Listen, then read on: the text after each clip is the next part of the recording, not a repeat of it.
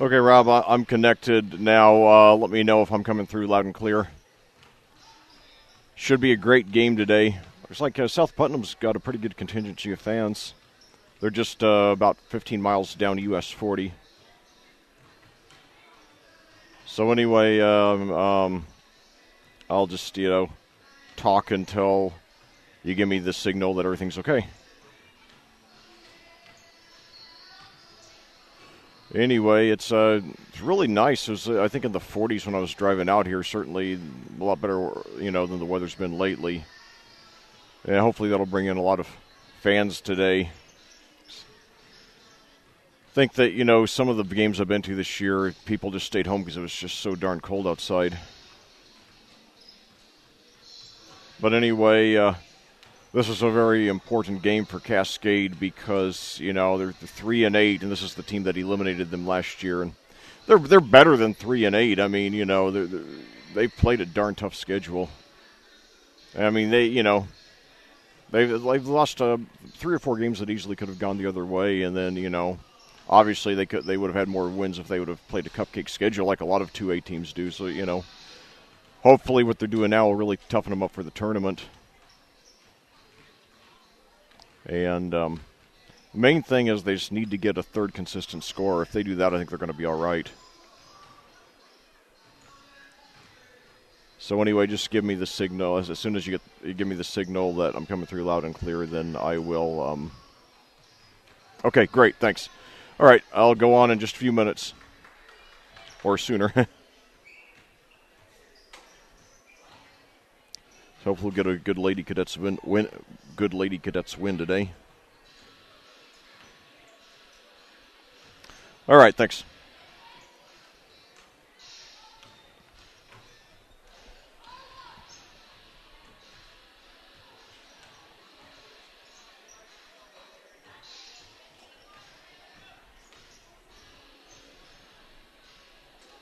Hello, and welcome to Cascade High School in Clayton, Indiana. My name is Lec Zorn, and I'll be bringing you all the action as your Cascade Lady Cadets challenge the South Putnam Lady Eagles in Game 12 of the Indiana High School basketball season.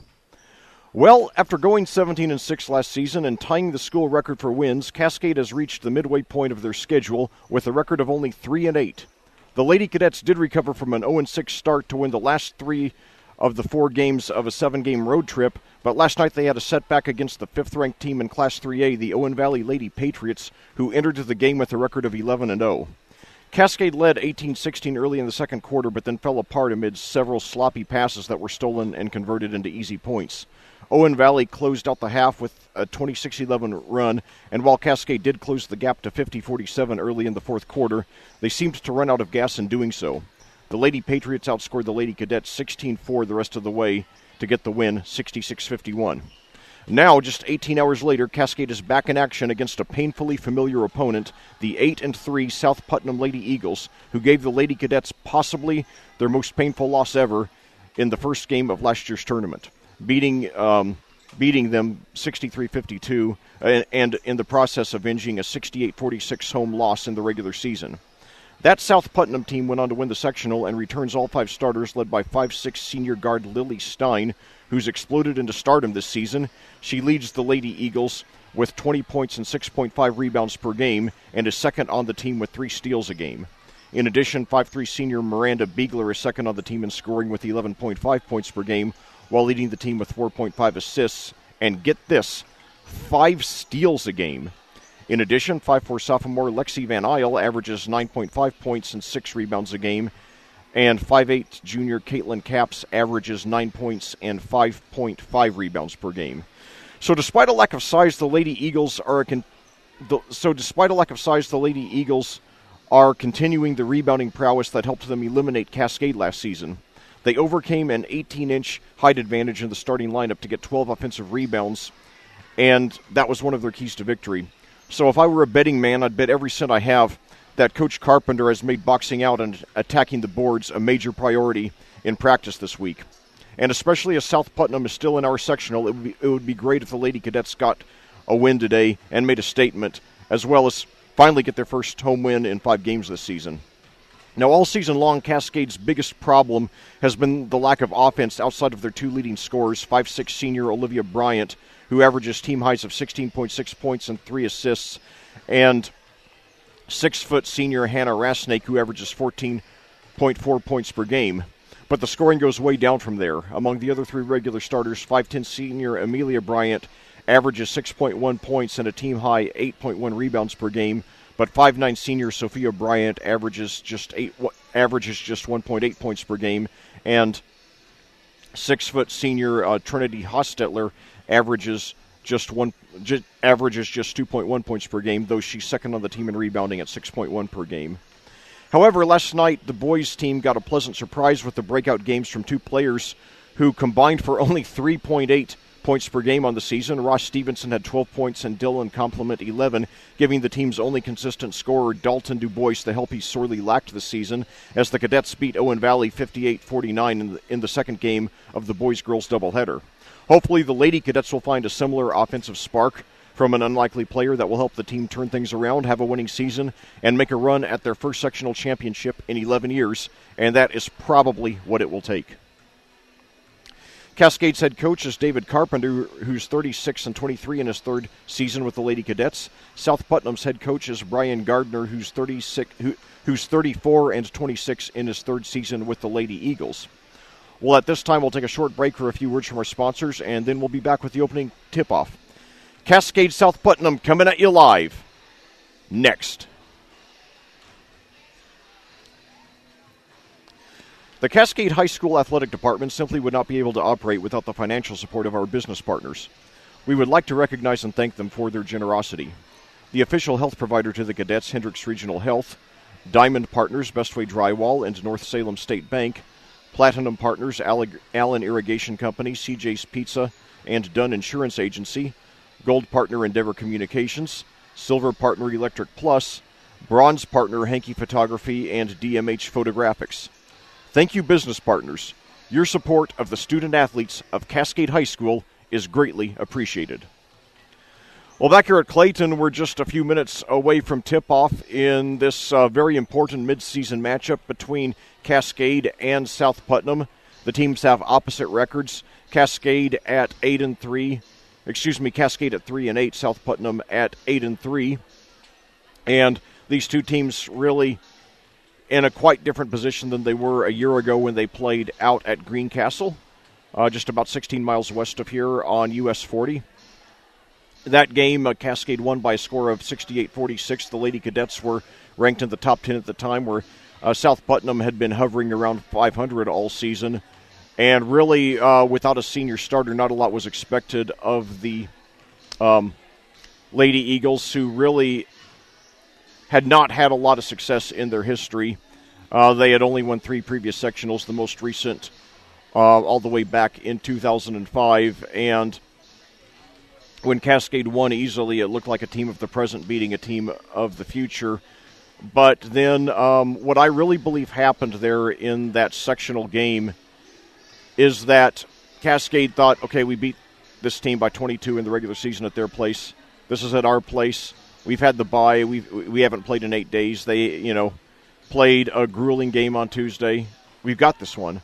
Whereas I think that South Putnam, they intensely studied the game tape of the Cascade loss, figured out why they lost the game, figured out what they could do differently, and they came out with an outstanding game plan that Cascade seemed totally unprepared for. Jumped off to an 11-point first-quarter lead.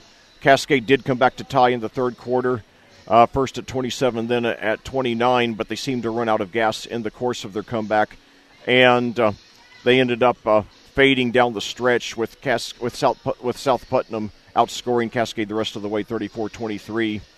And really a very painful loss in a season in which everything just lined up perfectly for Cascade. And undoubtedly, they've spent a lot of time thinking about that, reliving it, and thinking about how things could have gone differently.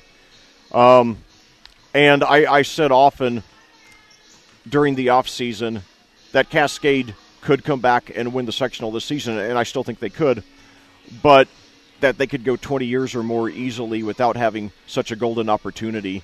And I think the Lady Cadets know that, and I think they're hungry to right the wrong, but they're just going to need more offense, like I said in the pregame, and I'm starting to sound like a broken record. I've been saying that all season, and hopefully, Vinyl's making a comeback, so probably a lot more people these days know what a broken record is than would have known that a few years ago.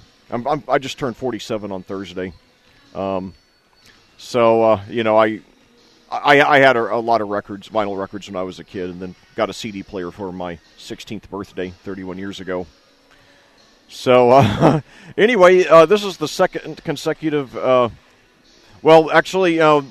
That's understating it. I was about to say that both of these teams are playing on the second consecutive day, but really, both of these teams are playing just on about 18 hours rest, having played last night. However, if fatigue is a factor, probably it will play more into the favor of South Putnam because last night Cascade had a very tough game in which they left their starters in, for basically the whole game, and they lost to Owen Valley, like I said in the pregame, 66-51, whereas in sharp contrast, South Putnam had a very easy win last night over West Vigo by a score of 73-24. In fact, anyway, the two teams, by the way, to gauge how this game might go, the two teams have two common opponents on the season. Owen Valley, one of them, like I said, Cascade lost to Owen Valley last night 66-51. And South Putnam lost to Owen Valley by an almost identical margin, 14 points instead of 15. The score was 60-46. Then both teams played Edgewood, Cascade winning 51-41 and South Putnam winning 57-52. And, another thing that I somehow, this escaped me, because I'm a big Casey Kasem trivia type guy. I try to, put a lot of trivia into my games. And somehow it's missed me until last night when I was doing research for this game that one thing that made Cascade's loss to South Putnam in last year's sectional even more painful is that the Lady Cadets entered the game having beaten the Lady Eagles 10 consecutive times. So the upset for that reason was even bigger than I realized. So now we've got 4:45 on the pregame clock. Cascade is out warming up, and now it looks like they are headed for the locker room as South Putnam just headed about 30 seconds ago. So we've got a smaller than usual crowd on this day. Probably a lot of it has to do with having a doubleheader last night, and then probably Saturday afternoon, next to last Saturday before Christmas, probably a lot of people are out Christmas shopping right now. But, we got about 100 fans here, and it looks like they're about pretty evenly divided between the two schools. And I've noticed that, a lot of the Cascade girls games I've commentated both here and away, there have been a roughly equal number of fans there. So it's good to see that, a lot of these girls basketball teams do have such strong followings that seem to go beyond mere, family. And I think more people are realizing now as South Putnam returns to the court now with 3:43 on the pregame clock. But I think more people are realizing over the years that girls basketball, women's basketball is very exciting. The fundamentals are awesome. The girls play with a lot of spirit. And yes, there is less dunking, a lot less. But, if that's the reason that you watch basketball, if dunking is the reason that you watch basketball, you're really missing out on what a fascinating game it is. So, really, I'm really glad to see that women's basketball has, taken so many steps up and that we have a stable, not extremely popular, but at least a stable women's pro league that just finished its 21st season, the WNBA. So, and there are some people, who undoubtedly are well-intentioned who complain about the pay discrepancy between the NBA and WNBA. But, one thing I like about the WNBA is that there's still some innocence involved. These are women, most of whom have college degrees, and, you very rarely hear about any legal problems, in sharp contrast to in the NBA, where a few years ago I heard 40% of the players have criminal records. And the WNBA players, a vast majority of them are are going to end up going pro after their careers are over, end up going pro in something other than sports, and probably very successfully. The only thing I just wish pay were like high enough that the women wouldn't go like to play in foreign countries during the off season, so that they would be free to stay here, to stay in the areas of their teams and be strong presences in the community.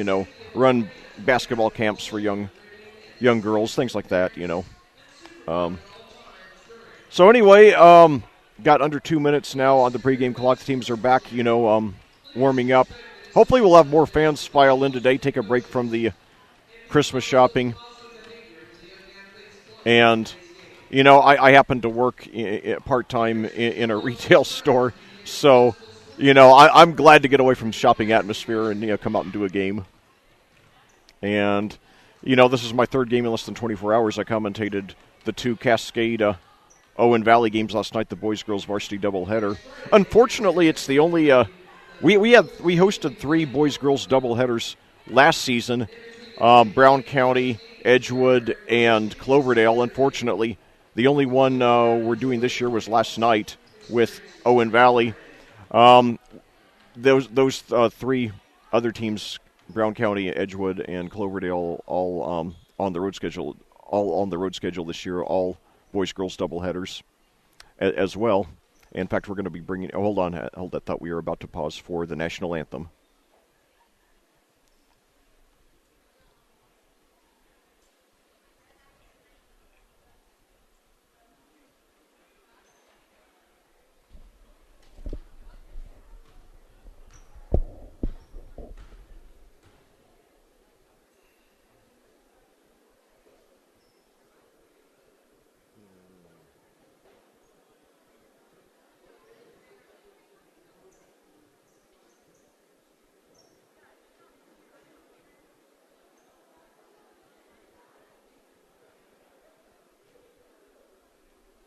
At this time, we would ask that you please rise, kindly remove your hat, and face the flag in the West End Gymnasium as we honor our freedoms, those who currently protect it, and those who made the ultimate sacrifice for our country. Ladies and gentlemen, our national anthem.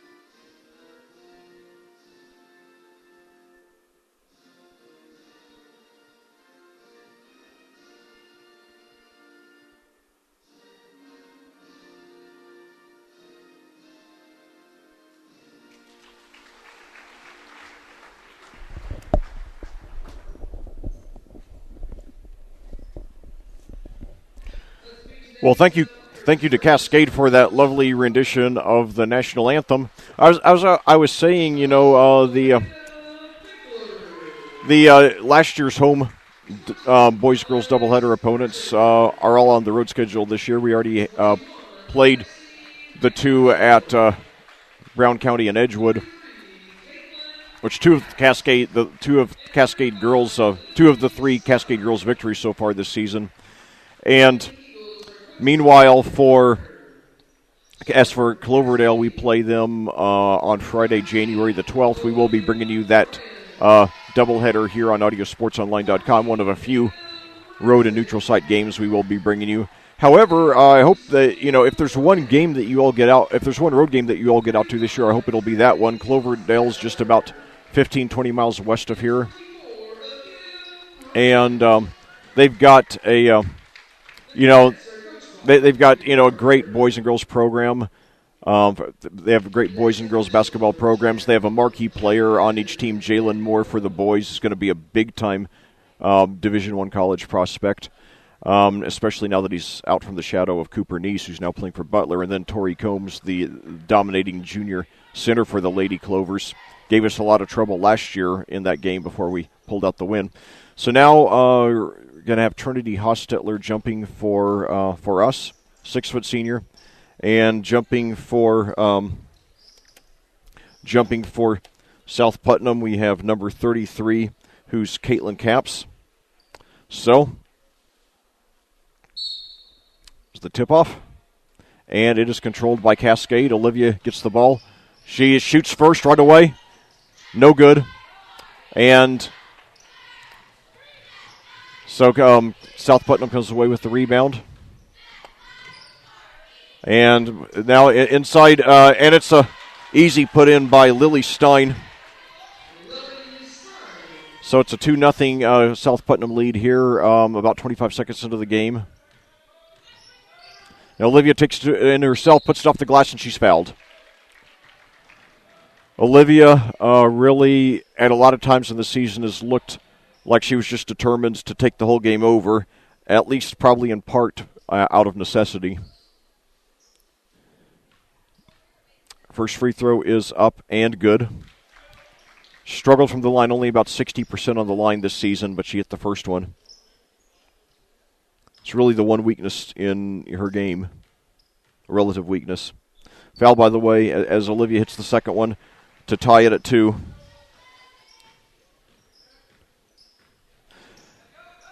The foul, by the way, and now the other end, it's an easy lay-in there by Stein, so she has 4 quick points to start off the game. The foul, by the way, was against Alex Bratcher for South Putnam. She is a sophomore. So Olivia with the ball. Over to Hannah. Drives to the basket. 3. It's good. That's Amelia Bryant. It's a 3-pointer, and Cascade takes its first lead. 6:46 to go here in the first quarter. Any offense they get apart from Olivia and Hannah is a bonus. So now, 3-pointer there. No good. Amelia clears the rebound. Pitches down court. Drive to the basket. Puts it up. No good. However, the rebound's put up. No good. And the rebound goes out of bounds to South Putnam. I could have sworn it went off on Beegler, maybe. Maybe I'm seeing things. But 6:22 to go here in the first quarter at Clayton. Cascade with 5-4 lead. Lady Cadets need a win, not only to start righting the ship and correcting the early problems of the season, but also to make a statement against the team that eliminated them in last year's tournament and returns their entire starting lineup. Now, however, short bank shot, no good. Struggle for the loose ball. South Putnam comes away with it and puts it in. That was Lexi Van Isle there. And South Putnam goes back up by 1, and there's a steal there by Stein. 6-5 lead South Putnam. Thinks about a 3-pointer now. Pitches it into Stein, who drives, puts it up, no good. However, the rebound is put up, and she draws the foul. That's Miranda Beegler, who will be going to the line.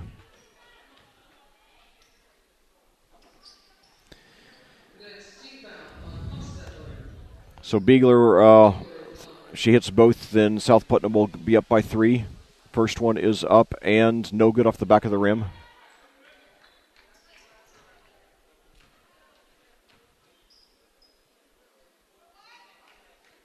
Second free throw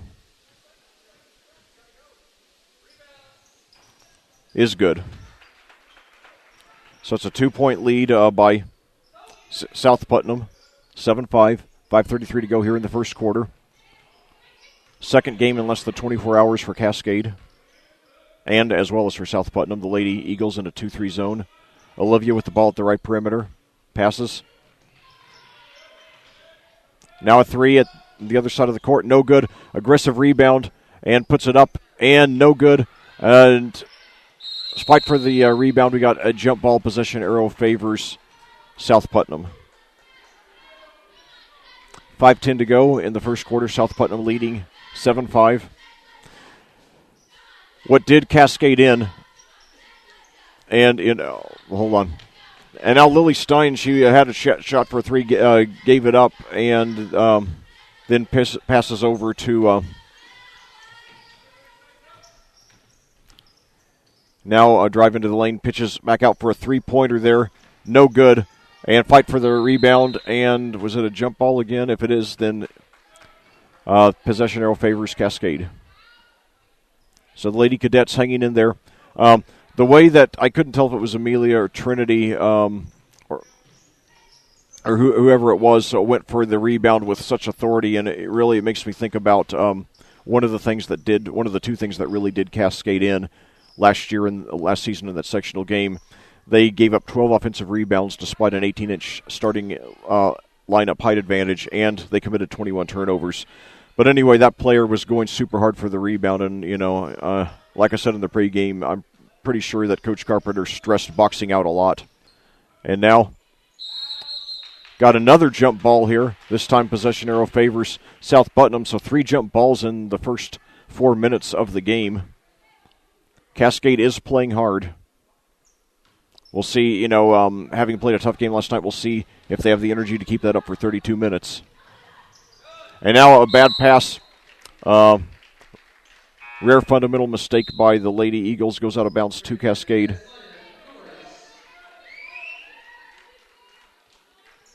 It's now Taylor Norris coming into the game for Cascade. She had 6 points last night. Sophia Bryant sitting down.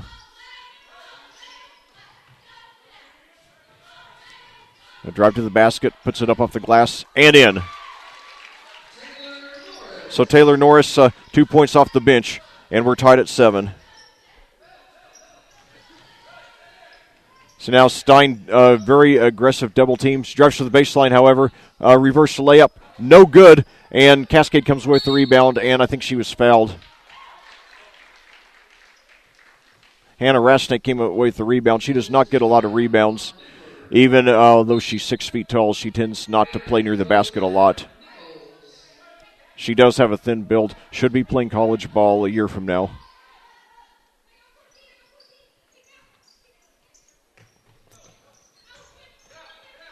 So Olivia brings it down. 3:23 to go. 3:28 to go here in the first quarter. Tied at 7. Olivia now for 3 from the top of the key. She hits it.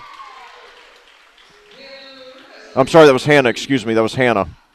I apologize. So Hannah Rasnick hits it. Those are her first points. So 4 Lady Cadets that have scored. They lead 10-7, their biggest lead of the game. And now a jump shot is good there by Caps. So 4 players from each team have scored. 2:50 to go. Olivia with the ball. Now got a few passes here. Hannah with another 3. No good. Cascade pulls down the rebound. I think it's Amelia. She puts it back up. It's blocked. And I think that was Trinity there who got the rebound, and we got a foul now.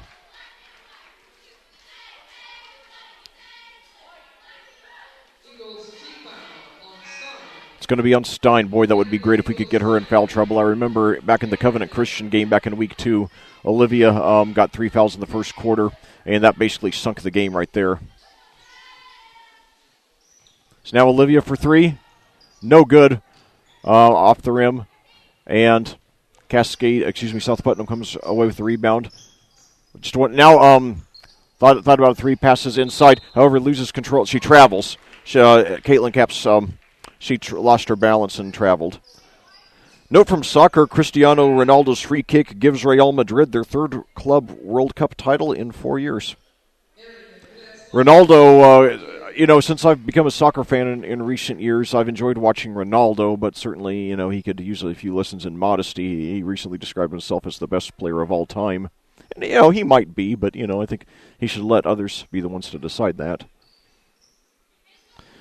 Really disappointed that America did not get into the World Cup. In fact, I'll go as far as to say it was an embarrassment, especially that all we had to do in the last day was get a draw with Trinidad and Tobago, and didn't even do that.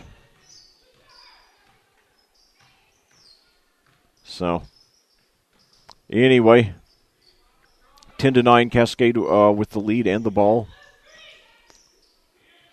This would be a huge one for the Lady Cadets. Hannah over to Olivia for three.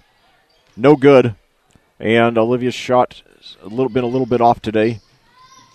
Possibly fatigue from last night where she had a game-high 23 in the loss. Now a drop to the basket, no good.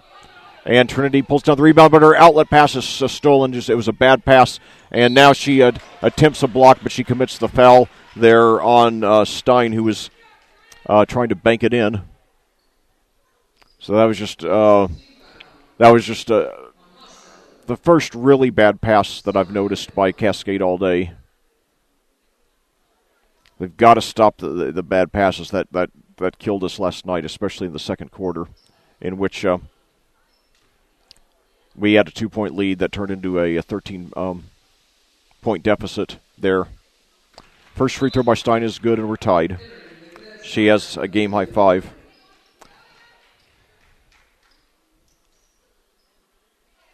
Now Trinity sitting down, Amelia coming back into the game. Stein's second one, no good, and we remain tied. So Olivia brings it up, 1:36 to go here in the first quarter.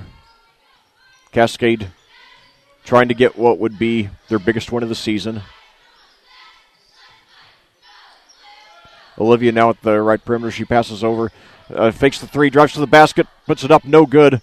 And it's knocked out of bounds to Cascade. 1:17 to go here in the first quarter. I'll need to check. I think this is our only. I think this is our last afternoon broadcast of the year. We had one for Covenant Christian back in Game 2 of the season. Hard to believe that was already 10 games ago.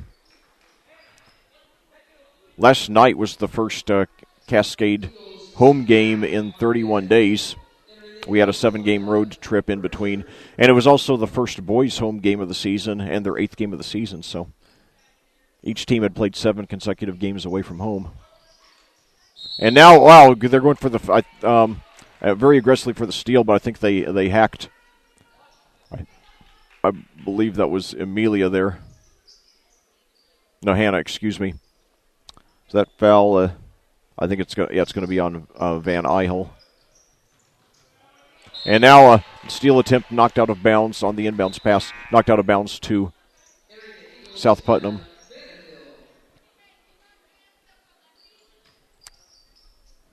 So far, 4 fouls against South Putnam, 2 against Cascade. Now another near steal there. 3-pointer from the corner, and Olivia got hacked. So hopefully that means she's going to the free throw line for 3.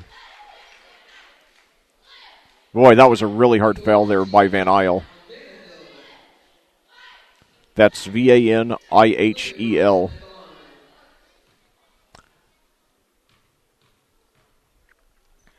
Now, hopefully Olivia will hit all of these, but she missed the first one. She's got to start hitting her free throws consistently.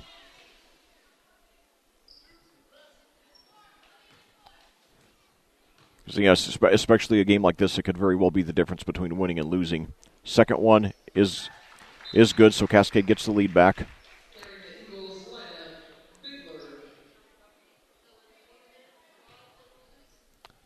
Beegler back into the game for South Putnam. I did not see who sits down, so Olivia hopefully will at least get the 2 out of 3. Third one is up and good, so she hit 2 out of 3. She has a team high 4, and it's a 2-point Cascade lead.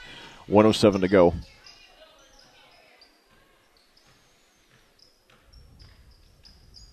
Three-pointer there from the corner is good there. So who was that? That was Stein. She has a game-high 8, and Cascade goes it back up. And now we got a foul there. Boy, South Putnam, and this hopefully will be their undoing. They're going very aggressively and committing a lot of fouls early. Another reach-in going for a steal there, and that's the Bratcher. So now Van Ihel and Bratcher here in the first quarter have 2 fouls each. got to get as many players in foul trouble as possible. That could be one of our keys to winning. As we trail by 1 now in the last minute of the quarter.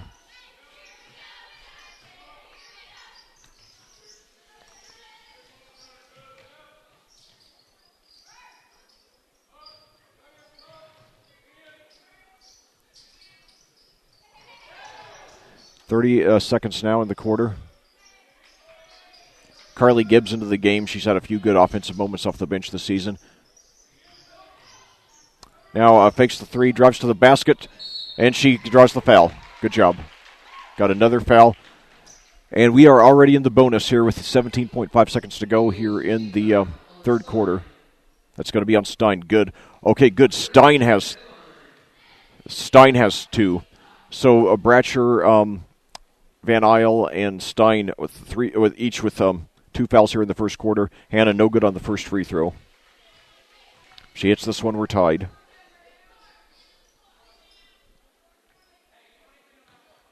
Hannah, the only player who played particularly well in the South Putnam loss last year, she had 20. And she hits the second one, and we're tied. She has 4, tied with Olivia for the team lead. 13-13, your score, 12 seconds to go. South Putnam very well can hold for the last shot. 5 seconds to go now. Trying to, and now they look like they're not sure what they want to do. And now at the end, turnaround jumper, no good there by Caps. So your Cascade Lady Cadets hanging in there. They are tied with the South Putnam Lady Eagles 13-13 after 1 here on audiosportsonline.com. We'll be back after these words from our sponsors.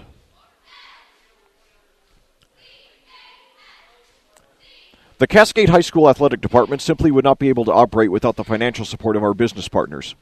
We would like to recognize and thank them for their generosity. The official health provider to the cadets, Hendricks Regional Health.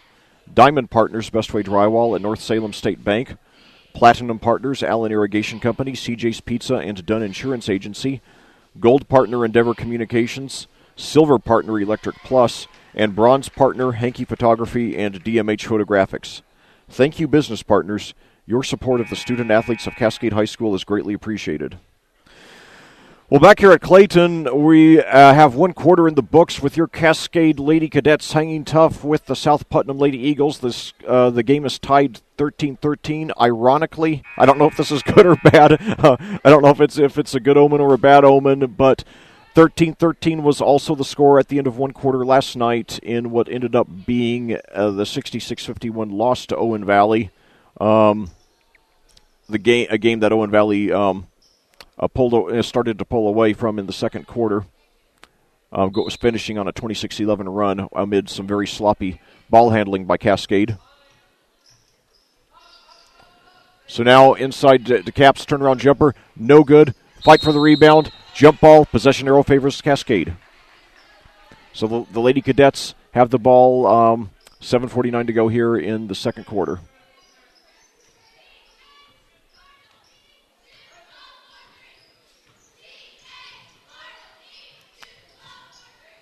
So now Olivia with the ball. Over to Hannah. To Carly Gibbs now.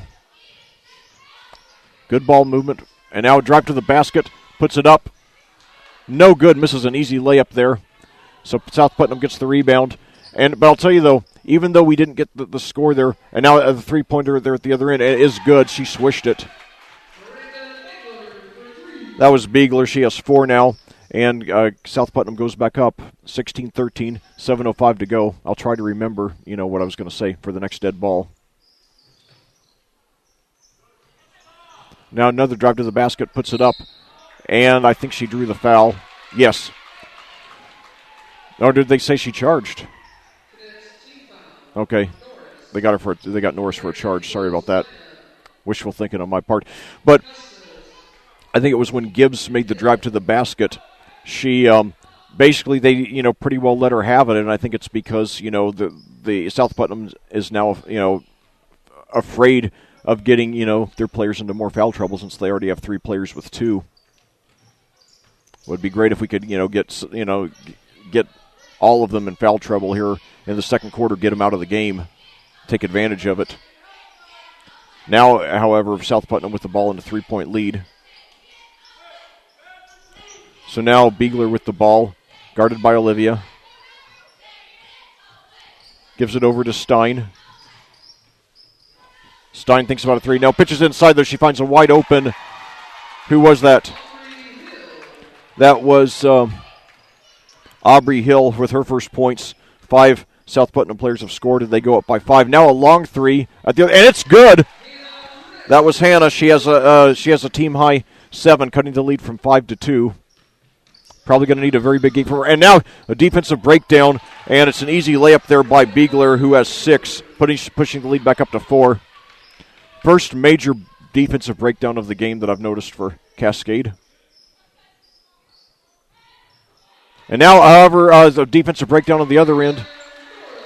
And Taylor Norris lays it in for an easy basket, so she has 4 now. And the lead's back down to 2. 5:35 to go here in the second quarter. Now a double team there. Now drive to the basket, however they find. Who was that? That was Chloe Custis. So already 6 South Putnam players have scored. They lead by 4, 22-18. 5:16 to go.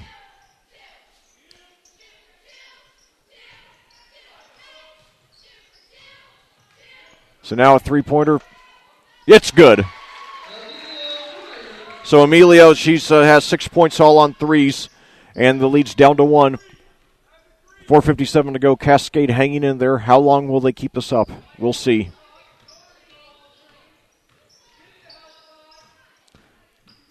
They've made a great effort. And now a block there. However, I think they're going to get her for a... I think she's claiming, she's pleading her case that it was all ball, but that's, I believe, Amelia Bryant there, as Aubrey Hill will go to the free throw line for 2. That's okay, Norris, excuse me. I couldn't tell if it was 22 or 23 because the numbers are so hard to decipher. I apologize. So now Hill on the free throw. No good off the front of the rim. 4:42 to go in the second quarter. Katie Cleveland now coming in for Cascade as Taylor Norris sits down. Cleveland has not played much this year. She's a 5'11 senior. Her size can be helpful. But, Coach Carpenter looks like he's, open to trying different things right now. Hill was good on the second one. She has 3 now. I figure that, Coach Carpenter's going to try a lot of different things to figure out, something that, helps the Lady Cadets score more points. Now a 3 by Olivia. She hits it. So she has 7 now, tying Hannah for the team lead. Cascade goes back up by, this time by 1.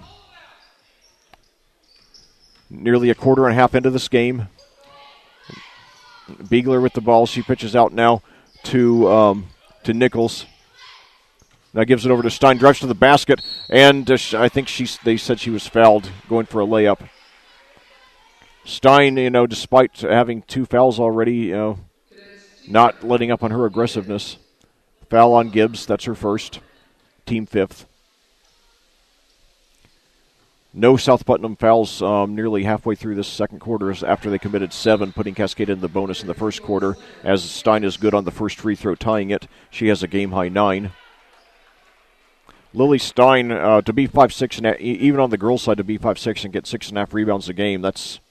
You got to like that toughness. So Stein hits them both. South Putnam gets the lead back. Stein becomes the first double-figure scorer in the game with 10. It's a 25-24 Cascade, 25-24 South Putnam lead. Olivia had missed about 3 or 4 3-point field goal attempts in a row before hitting that last one. Sometimes, you just got to keep on. If you're a good 3-point shooter, you got to keep on doing it until it finally falls. College basketball score, Purdue has beaten Butler 82-67. Hannah with the ball now at the top of the key, passes over to Olivia at the right perimeter. Now she pitches inside to the lane back to Olivia. Could not tell who that was. And now I thought Stein committed a foul there. Oh, no, and it's knocked out of bounds. Hannah tried to save it, but it goes off her hand out of bounds. So Risk pays off by South Putnam. They didn't get the steal, but they got the turnover. And Stein was really taking a serious risk at picking up her third foul here in the second quarter. Stein with the ball now, fakes a three. Now she dribbles over, gives it over to Beegler, fakes a three of her own. And now we've got and it looks like, I think they said she pushed off here. So it will be Cascade ball. So Cascade will be going to the line.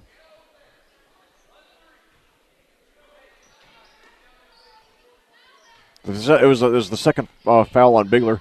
I thought it would be a one-on-one, but nevertheless Cascade does get the ball, and it's the second foul on Beegler. There's the 8th team foul for South Putnam here in the first half, and now South. Okay, they got to reach in there on Nichols. That's her first, team 9th. So Hannah will go to the line.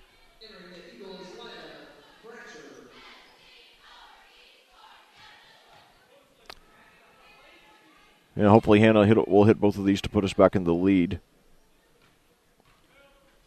First one is up. No good. However, Cascade gets the rebound.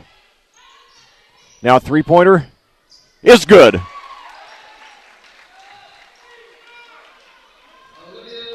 That's Olivia. She has 10 now to lead Cascade. They lead 27-25, 2:36 to go here in the second quarter. Now a three-pointer from the top of the key. No good. Rebound there by Nichols. She gives it over to, now Beegler gets it back at the top of the key again, guarded by Olivia. Coming off a pick now. Beegler no good on a three. Nichols gets the rebound, however. Pitches out to Beegler again, who drives to the basket this time. Now pitches out to Bratcher, who thinks about a three. Now drives to the basket, turns around, puts it up, trying to draw the foul. No good. And Cleveland tries to chase down the rebound.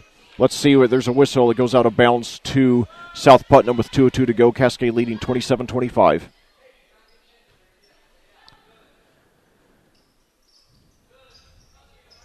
Now out to Bratcher, thinks about a three, then drives inside the 3-second line. Now gives it over to Caps. Now over to Beegler for three. No good off the side of the rim. However, Caps chases down the rebound, gets it. Now gives it over to Beegler again, gives it over to Bratcher, who fakes the three, drives to the baseline, and now pitches over to Custis. Now Custis gets it back, thinks about a three, now gives it over to Custis, and now Caps has it now, turnaround jump shot, and she's fouled. She can tie if she hits them both. That's a foul on Katie Cleveland, her first, team 6th. Yeah, Katie Cleveland was one of the players I hoped would really step up and contribute a lot this year in the absence of Bailey Walker, our start center from last season, who's now, as Caps misses the first, but as I'll say at the halftime show, Bailey Walker, wait till you hear what she's doing for Franklin. I knew she was good, but I wasn't prepared for this. She's making us Cadets fans proud. And she hits the second one, Caps does. She has three, and that cuts the Cascade lead to 1. 1:28 to go. Olivia bringing it up. It'd be great if we took the lead into the half. Certainly we're having a much better first quarter than we did last night. Now a long three, no good, out of bounds to South Putnam. 1:14 to go here in the first half. We're coming at you live here on audiosportsonline.com. My name is Lec Zorn, the voice of Cascade Sports.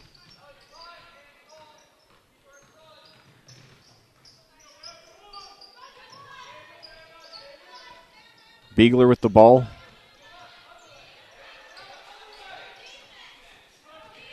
He takes it all over the place, puts it up. Katie Cleveland gets the rebound, gives it up to Hannah, who will bring it past midcourt. 53 seconds to go. Cascade with a 1-point lead. Gives it over to Olivia. 2-3 zone by the... and now a sloppy pass. Fortunately, nobody was there to steal it. And we got a whistle here. I think it's going to be against... That's going to be Nichols. So now Cascade will be in the double bonus for the last 40.7 seconds here in the half. That's the second foul on Nichols. Hannah's first free throw is good. 2-point lead now. Hannah with 8 on the game. So now four Lady Eagles already with 2 fouls. Although, and now second free throw is good, so Hannah hit them both. It's a 3-point Cascade lead. Not likely they're going to be trailing going into the locker room now, but got to finish. They got to close out now. So Bratcher now with the ball at the left perimeter. Stops dribbling, pitches over to Custis. Now Custis has the ball. Excuse me. Now pitches back over to Nichols. Sloppy pass, but Nichols hung on. Now gives it over to Bratcher near the midcourt line. 12 seconds to go now. Over to Bratcher. Now over to Stein. 7 seconds to go. Stein drives to the basket now, and she trips, and we got a whistle here with 4.1 seconds to go. So let's see what the call is. That will put finally will put South Putnam into the bonus. The foul was on Cleveland, her second. So Caps will be going to the free throw line. I'm not sure if they determined if she was in the act of shooting or not. No, it's a one-on-one. And there's a lane violation here. The shot was no good, but... Oh, no, the lane violation was against South Putnam. Okay, well, all the better. Thought it was against us. So anyway, into Olivia. She takes it past midcourt, 2 seconds. Puts it up, and it looks like she tried to draw contact. No foul called. Nevertheless, though, overall a very good first half for Cascade. They lead the South Putnam Lady Eagles by a score of 29-26 here on audiosportsonline.com. We'll be back with the first half recap after these words from our sponsors. The Cascade High School Athletic Department simply would not be able to exist without the financial support of our business partners. We would like to recognize and thank them for their generosity. The official health provider to the cadets, Hendricks Regional Health, Diamond Partners, Bestway Drywall, and North Salem State Bank, Platinum Partners, Allen Irrigation Company, CJ's Pizza and Dunn Insurance Agency, Gold Partner Endeavor Communications, Silver Partner Electric Plus, and Bronze Partner Hankey Photography and DMH Photographics. Thank you, business partners. Your support of the student athletes of Cascade High School is greatly appreciated. Well, back here at Clayton, we've got a barn burner of a game going with your Cascade Lady Cadets striving for what would be their biggest win of the season. They lead the South Putnam Lady Eagles by a score of 29-26 here in Game 12 of the season. Cascade has really been neck and neck the whole game.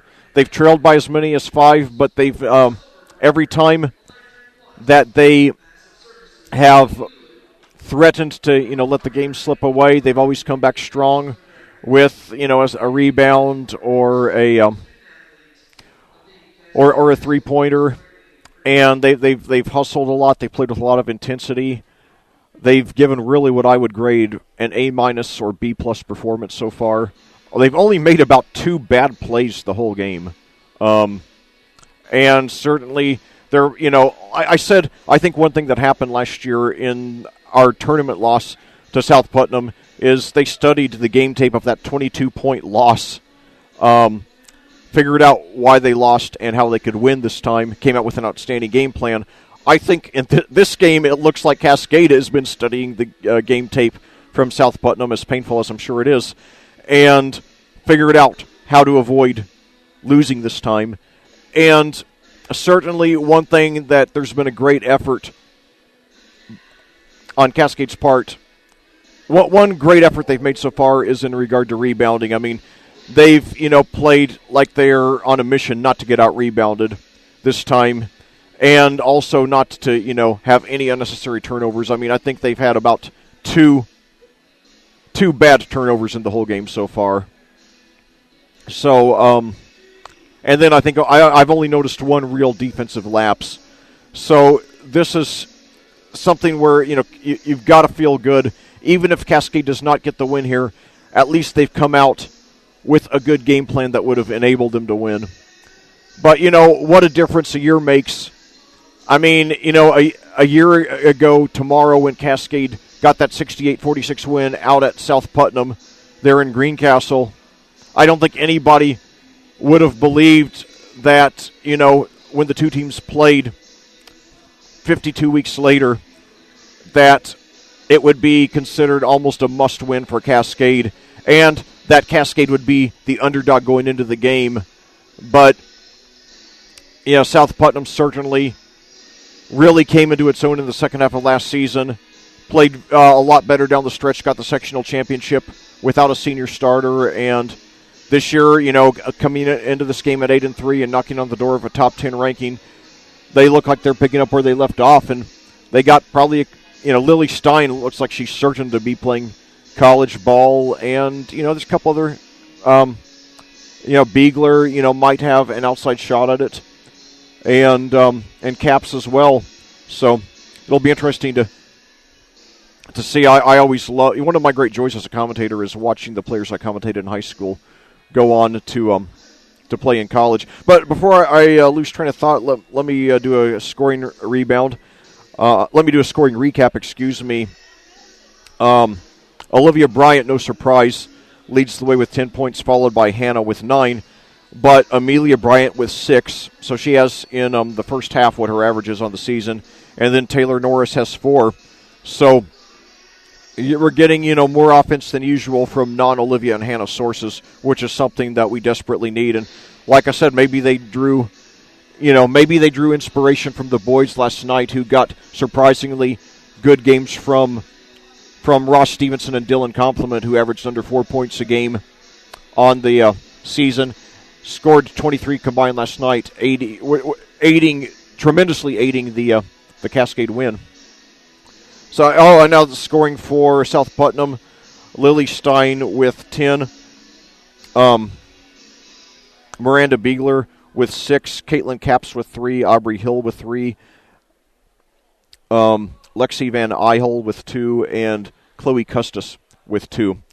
But anyway, as I alluded to late in the second quarter, I have some very exciting news for you Cascade fans that I know will make you proud. I've mentioned often that our 2 senior starters from last season, Bailey Walker and Michaela Collier, have now taken their games to college. Walker at Franklin and Collier at Goshen, and I was very pleased that both of them chose to play their college ball here in state. And, when I have time, which isn't that much, I do like to look up to see how the young men and women who I commentated in high school are doing in college, hopefully someday in the professional leagues as well. And so I looked up, to see how Walker and Collier are doing last night. And, I figured that probably they're, both deep bench players as freshmen, which wouldn't be an embarrassment, very, very, very much more the rule than the exception. But, I was in for a big surprise. I guess I underestimated Bailey, even though, I was one of her biggest fans. But get this, as a freshman, after 5 games, she started 4 of them, and she leads the team in scoring and rebounding. 13.8 points and 8.4 rebounds per game, both team highs, and shooting 58.8% from the field. And, also, I forgot to mention, she leads the team in steals with 2.2 a game. So, great job, Bailey. We're proud of you.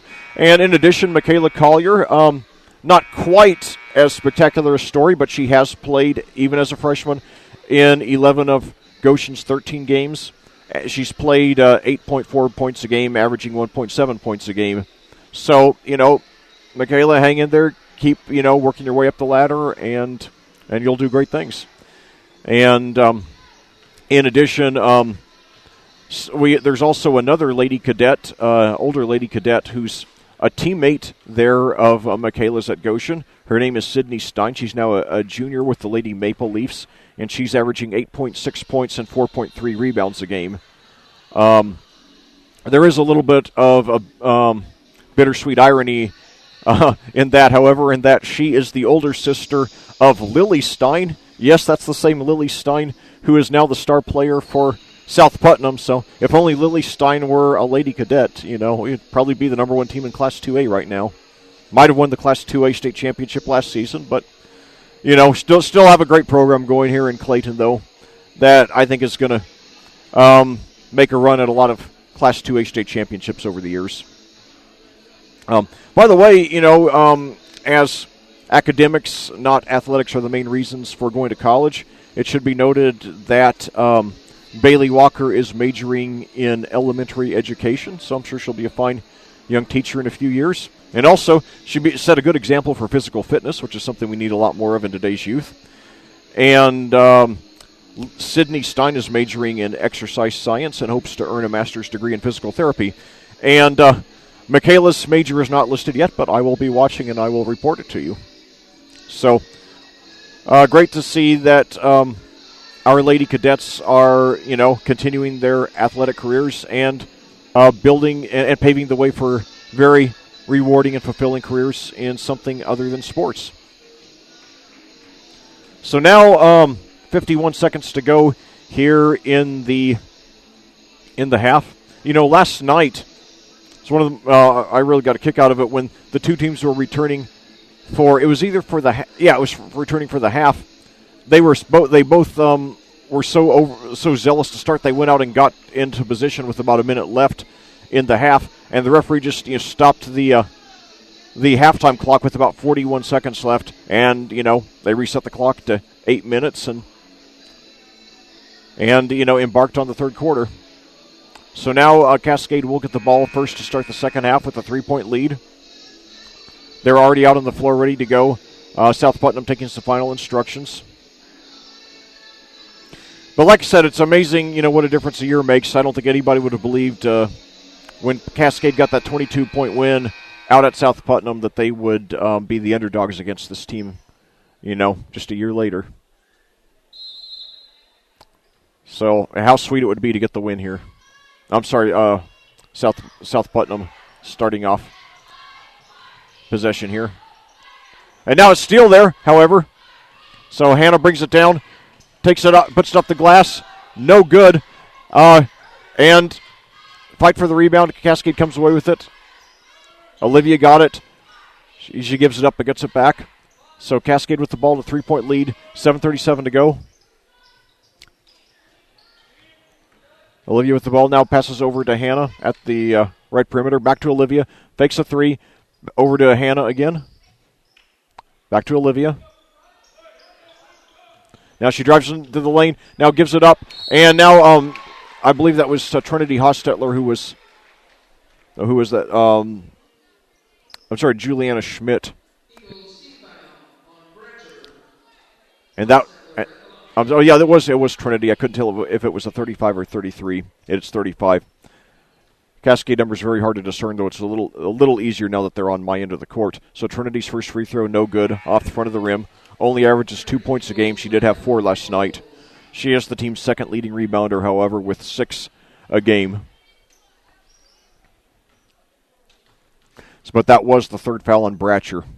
Good news for Cascade. Trinity's second free throw is good after a couple of bounces. Any offense we get out of Trinity is a bonus. But it is a multiple possession lead, 4-point lead now for Cascade. And now, however, they left a player open for 3, and she hit it. Who was that? That was Stein, who has a game-high 13, cutting the lead to 1. Cascade's just got to keep their composure here. So Olivia with the ball. Now a 3. No good. Uncontested rebound there by Van Isle. And now we've got a whistle here. I think they said she traveled. So good break for the Cadets. They'll take any breaks they can get. They have a 1-point lead in the ball, 6:42 to go here in the third quarter.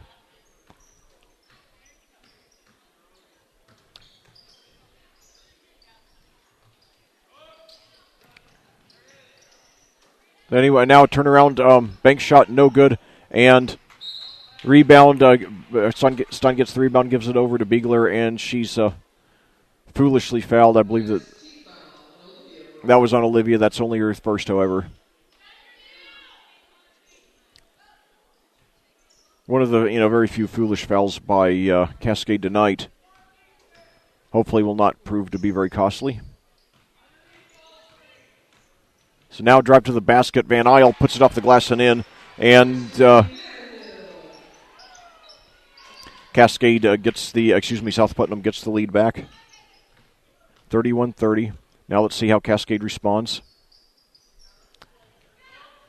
Sophia Bryant with the ball, gives it over. And we got a foul here. I think that somebody reached in on...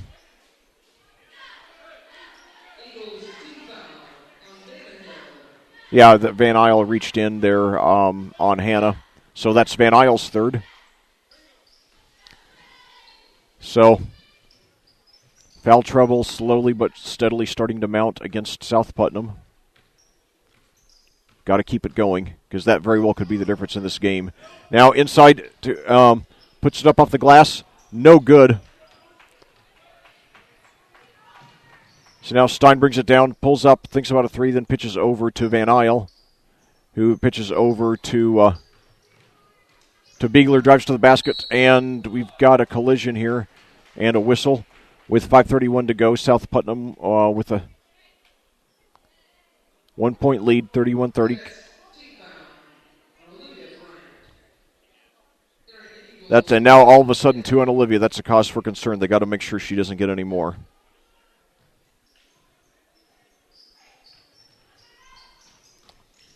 So now that was Caitlin Capps, with a right-handed hook, hits it, and all of a sudden it's a 7-0 run by South Putnam to start the half. Cascade's got to respond. They've got to respond. They can't self-destruct here. Now a three-pointer there is good. Hannah ties it. She has a team-high 12. Tied 35-35. Boy, did we need that. And now Beegler, she travels. Yes. She looked like she just wasn't sure what she wanted to do and took the steps before getting rid of the ball.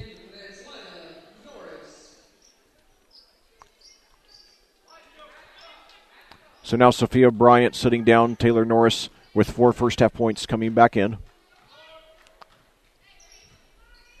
Tie game here at 35. Just under 5 minutes to go in the third quarter now. Now Hannah, and now it's knocked away out of bounds to Cascade.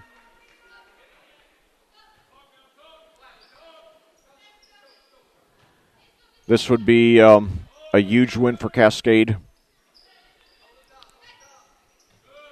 By far their biggest win of the season. They're having trouble getting it in, however they do finally. Olivia has the ball near the midcourt line. 2-3 zone there by South Putnam.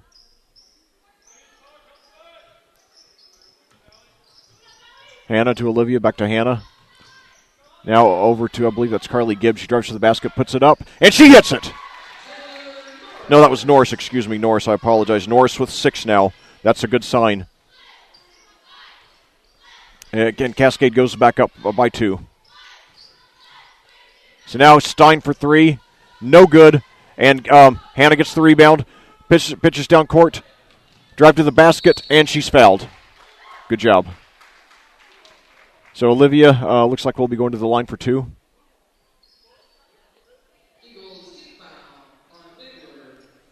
Foul on Beegler. And that's her third.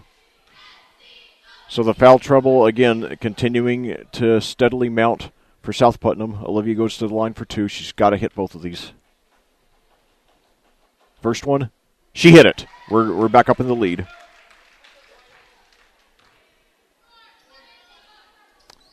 Come on, Olivia, hit this one too. Second one is up. No good. So we settle for a 1-point lead. Olivia with 11. 1 behind Hannah for the team lead. Beegler with the ball, and a sloppy pass out of bounds to Cascade. Went through the hands of Stein. And now South Putnam takes a timeout with 3:55 to go here in the third quarter. So basically, Cascade, I'll tell you, when they came out and South Putnam went on that, after Cascade got the free throw to make it 30-26, and then South Putnam got the 7 points in a row. I really was concerned that we were going to let the game slip away, but then we've come back strong since. Gone on a 6-2 run to get the lead back. And now we have the ball. And South Putnam, while they have not made a lot of blunders, they have made a few bad passes. They've been, I think, trying to rattle Cascade with tough defense, but in the process have, committed a lot of fouls, and so that very well could tone down their aggressiveness the rest of the game, which, of course, plays into our favor. The mood in the Cascade huddle seems very calm now. But, boy, I'll tell you, if Cascade were 8-3 instead of 3-8, I wouldn't view this as so much of a must-win. But when you're 3-8, when, you've lost 3 or 4 games that you really should have won, and when the team has overall been a disappointment, boy, I mean, this would be such a big, momentum boost, and really, would be really the rebirth for this team, I think, heading down the stretch. And now a three-pointer wide open. She hit it! That was Hannah. She has 15 now. So now Cascade with their biggest lead of the game. 39-33. And now we got another a double dribble there. Yes. So now all of a sudden South Putnam amazingly, showing signs of maybe falling apart. We'll see. And I apologize. I said that Cascade had been on a 6-2 run. No, I was wrong. South Putnam had not scored since it was 33-30. And now another three by Hannah. Boy, that would have been huge if she hit it. She missed it. Biegler the rebound, but we still got a 6-point lead. Hannah was going for the exclamation point. So now Stein with the ball, drives to the basket, guarded by Olivia. Pitches inside, Caps now puts it up off the glass. No good, and we got the rebound. Gives it up to Olivia. Fast break. Takes it in herself, puts it up the glass. She draws the foul. No, so they got her for the charge. So now all of a sudden, this is a concern. Olivia 3 fouls all in this quarter. Let's see if they keep her in. 2:43 to go in the quarter now. Olivia is staying in the game, at least for now. Biegler, and now a double dribble, so South Putnam showing signs of coming apart at the seams. We've got to capitalize on this. We have to go in. This takes me back to the Karate Kid movies, the immortal words of Sensei John Kreese, strike first, strike hard, no mercy. Got to have the eye of the tiger here. And now a three-pointer from the corner by Olivia. And all of a sudden, we're on a 12-0 run, have a 9-point lead. Olivia with 14 now. And now a drive to the basket, and Stein draws the foul there with 2:17 to go here in the third quarter. Obviously, I'm a huge sports movie fan, So Eye of the Tiger, and of course, the phrase that originated from the movie Rocky III and inspired the song from the movie of the same name. And now Caps lays it in to answer the 12-0 run. Nevertheless, Cascade with the ball and a 7-point lead, 2:07 to go. They've got to just finish this one out. Don't let up the rest of the way. Oh no, another bad pass now. Biegler brings it down. However, Cascade does a good job getting it back on defense, and it's knocked out of bounds to Cascade. They said it was off the leg or foot of Biegler. So lucky break for Cascade after that turnover. 1:50 to go now. Now Hannah gives it up to, now we got Norris for 3, no good from the corner. Biegler the rebound. Brings it down. Over to Stein. Now inside to Caps, turnaround, puts it off the glass. No good. Stein pulls down the rebound. She takes it up to the top of the key, puts up a 3. She hit it. Now we got to. She has a game high 16. All of a sudden, the lead's back down to 4 now. And now a long NBA three, no good. That was not a well-advised shot. And now Stein gets the rebound. We've got to settle down here. We need to get a timeout here at the next dead ball. All of a sudden, however, South Putnam, we do get it. No, we're not a timeout. It's a substitution. Several substitutions now by both teams. Boy, the South Putnam, every time they look like they're about to get back in it, they shoot themselves in the foot. So they had scored 5 in a row, had a chance to make it a one-possession game, but then, a bad pass, and the ball is ours. We still have a 4-point lead in the ball. Under a minute to go in the third quarter now. So Hannah with the ball. I believe that's Norris now at the left perimeter. We might as now, however, a steal by Stein. She drives to the basket, puts it up off the glass. She hits it and she's fouled. Oh boy, I'm getting nervous here. Stein with a game high 18, and Carpenter looks like she's talking to Carly Gibbs. Now it seemed to be there seemed to be a lot of passion in the conversation. The foul, by the way, was on Amelia Bryant, her first, team 5th. Stein's free throw is up and good, and it's all of a sudden she has 19, and it's a 1-point game. All of a sudden an 8-0 run by South Putnam. We can't let this one slip away. And now inside, puts it up on the glass, and she draws the foul.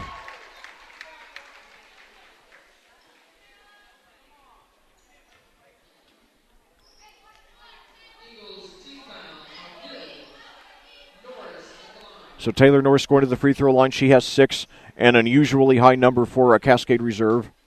The foul is going to be on Hill. That's her first. Norris is good on the free throw, pushing the lead back up to 2. So that breaks an 8-0 run. That followed our 12-0 run. Norris misses the second. She has 7 on the game. Stein brings it down, 17 seconds to go in the quarter.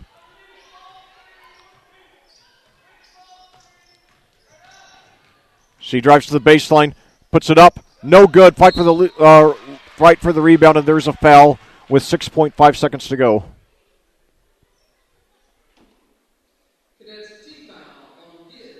It's going to be on Gibbs. That's her second, team 6th. Caps can tie if she hits both of these. First one is up and good. It's a 1-point game now.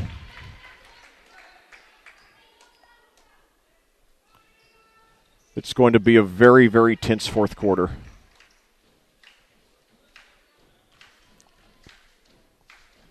Second free throw by Caps. It's good, and we're tied. 6 seconds left. Cascade brings it down. 3-pointer. And no good, but the 3-pointer is no good. Let's see. Was there a foul? Yes, there was a foul at the around the time of the buzzer on the rebound. So Cascade will be going to the free throw line. So Norris. And the foul is on Hill, by the way. So Taylor Norris will be going to the free throw line with no time on the clock. There was a 3-pointer. She got the rebound. I couldn't tell. I don't know if they ruled she was in the act of shooting or not. It looked like she was trying to, fling it back up toward the basket with just about a second left. I don't know if they're going to put any time back on the clock or not. However, there are no players standing in the free throw lane. Standing on the side of the lane. So Taylor Norris will be going to the free throw. Taylor Norris is going to the free throw line.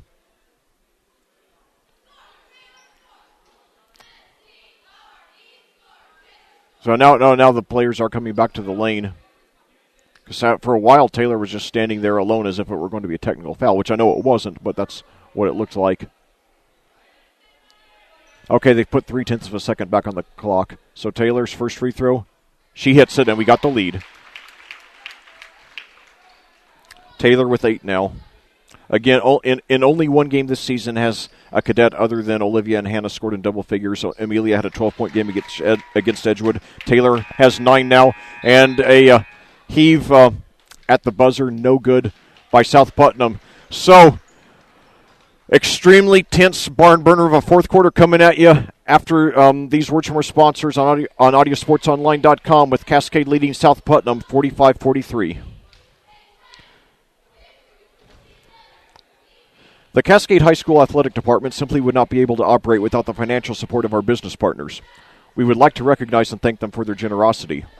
The official health provider to the cadets, Hendricks Regional Health. Diamond Partners, Bestway Drywall, and North Salem State Bank.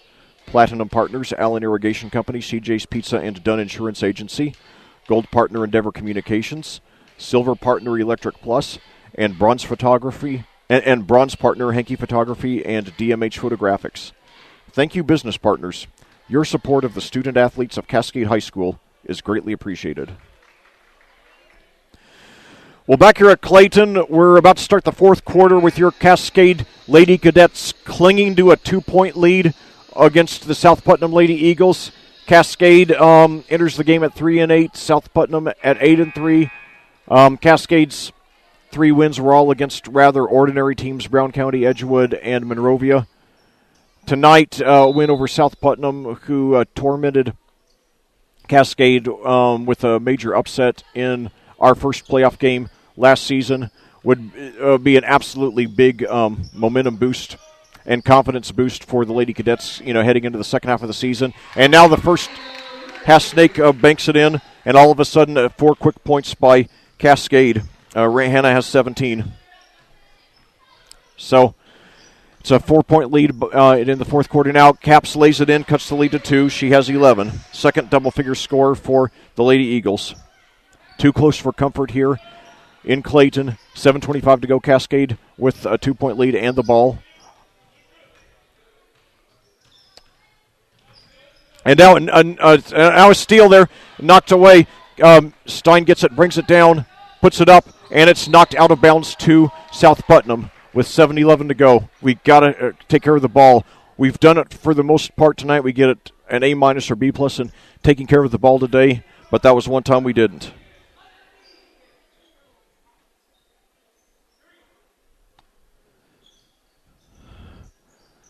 So now, a 3-pointer in and out, and we've got the rebound.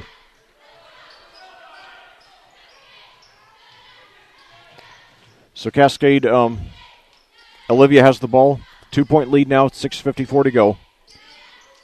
This would be monumental, might be an exaggeration, but it might not be. This would be at the very least a very huge win for us.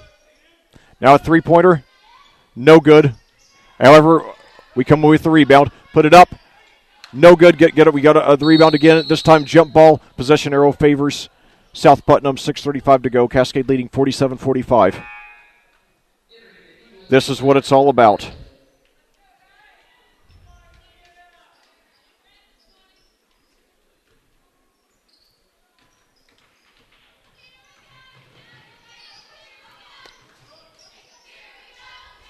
Stein with the ball behind the 3-point line.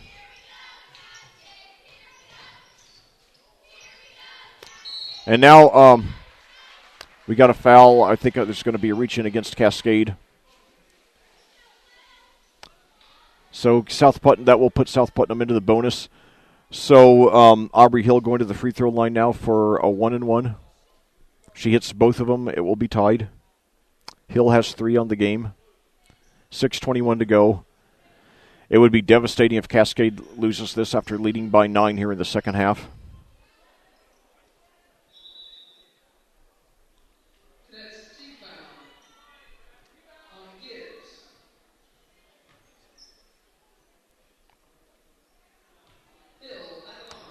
The foul is on Gibbs. It's her 3rd. Team 7th.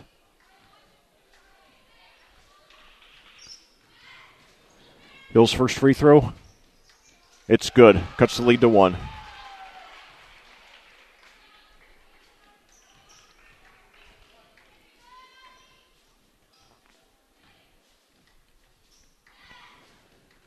This is for the tie.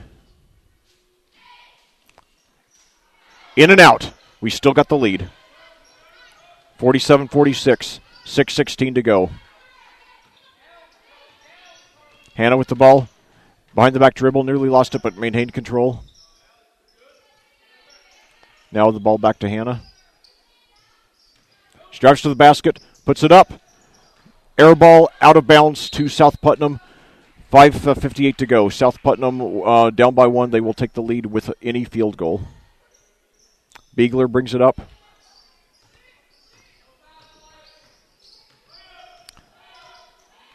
The fouling rate has dropped off by quite a bit here in the second half for South Putnam.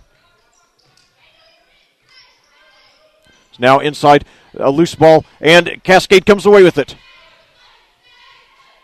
Now pass down court to Olivia. One-on-one drive to the basket, puts it up. In and out. We get the rebound, though, and we got a foul. Yeah, no, it's jump ball, but possession arrow favors Cascade. Looked to me like, you could very well make the case for a foul there against Amelia. I mean, to say that Amelia was fouled, but nevertheless, we do retain possession. 5:30 to go.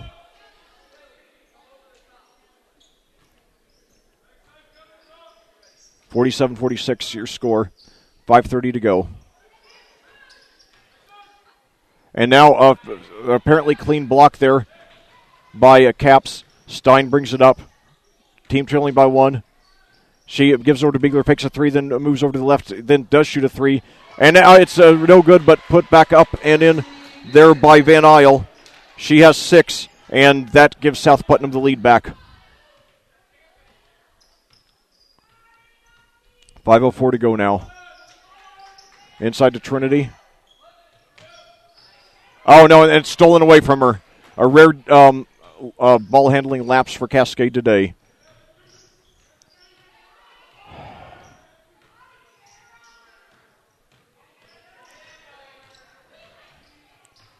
Now a three-pointer there by Beegler. No good. Cascade got the rebound. We'll go ahead with any field goal. 4:32 to go. Very tense moment here.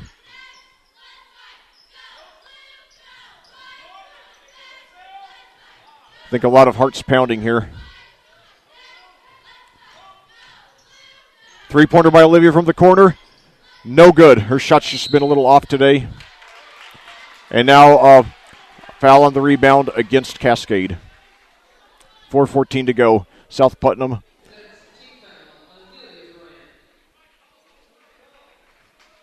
Foul on Amelia. That's her second, team 8th. Caps going to the free throw line for a 1-and-1.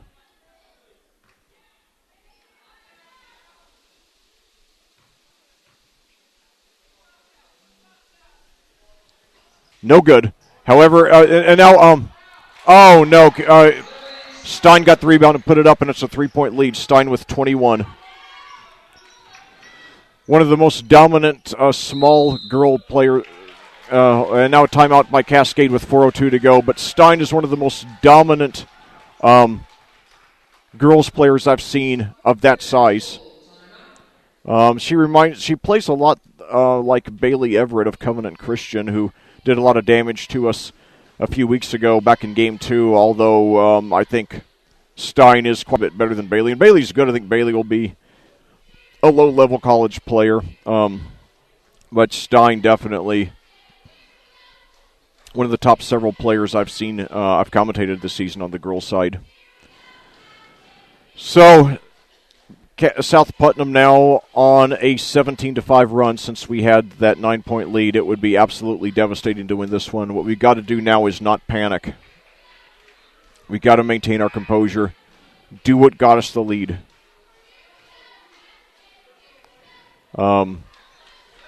I mean, if we lose this one, I know that I'm going to have a very, very unhappy drive back to Indianapolis, and, I'm sure that, it's going to be very miserable weekend for the players. I mean, I'm sure that they'll just be sick if this one ends up having slipped away. So Hannah fakes the 3, drives to the basket. Now Olivia gets it on it. It's tipped over to Olivia. Hannah on the right perimeter now. Dribbles across court, pitches over to, I believe that's Taylor Norris. Spins around, drives to the basket, puts it up, and she hits it. So Taylor Norris now with 11 points. So it's only the second double-figure game for Lady Cadet this season, other than Olivia and Hannah. That cuts the lead to 3:28 to go.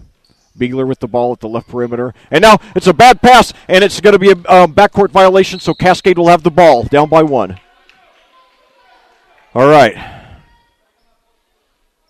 59-40 your score.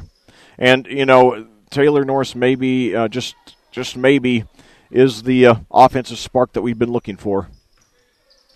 The third offensive weapon that we need, that I think will be the difference between us being an average team and being a good team. So now Taylor goes to the basket, puts it up and in, and we got the lead.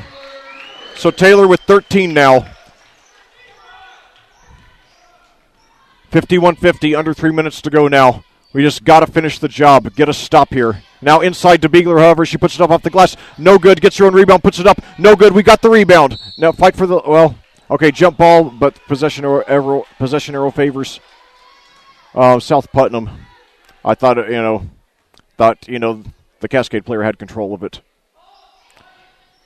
2:45 to go. Now a bad pass, however, and it goes out of bounds to us. There's a complete miscommunication. So we've got the ball and the lead now, 2:49 to go. Let's just hang on to this one. There's no shot clock, just work around for a great high percentage shot. Run off a lot of the clock. Milk it like it's a cow.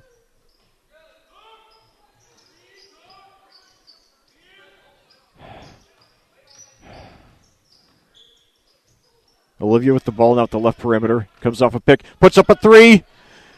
Oh, no. In and out. And it was in and out, and Lily Stein comes up with the rebound. Not crazy about that shot by Olivia, although, had she made it, then obviously, it's one of those double-edged swords now. However, we got a steal, and a foul. Good. So I think they're going to get Stein for that one. I think she fouled Amelia, while Amelia was trying to bring it up.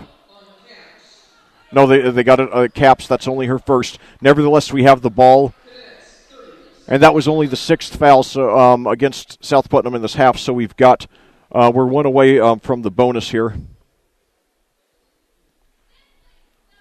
2:12 to go.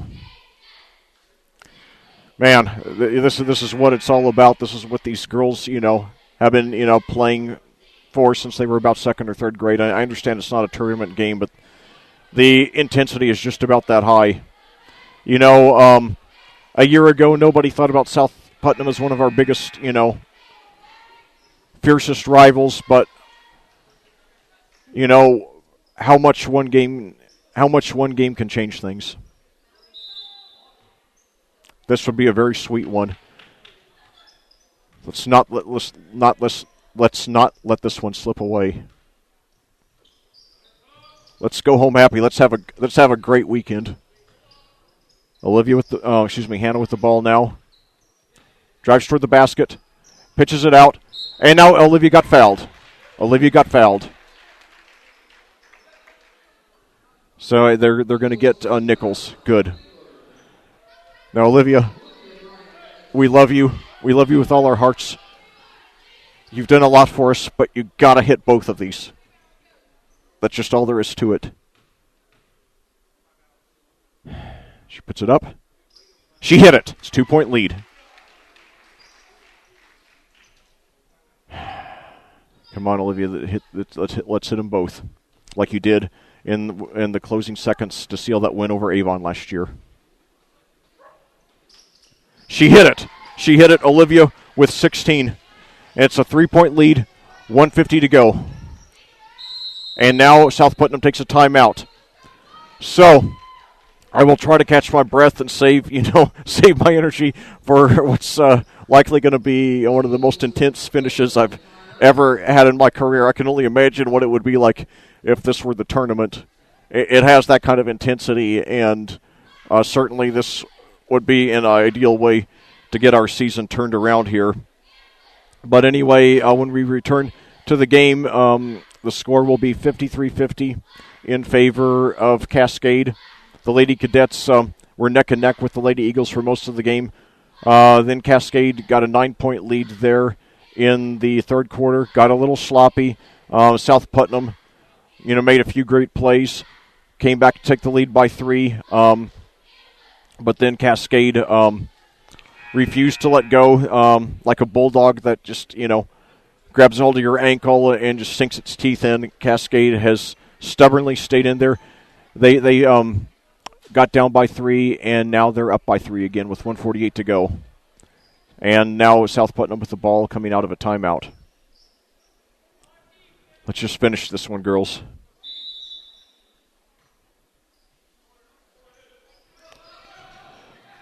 So now double team there on Stein.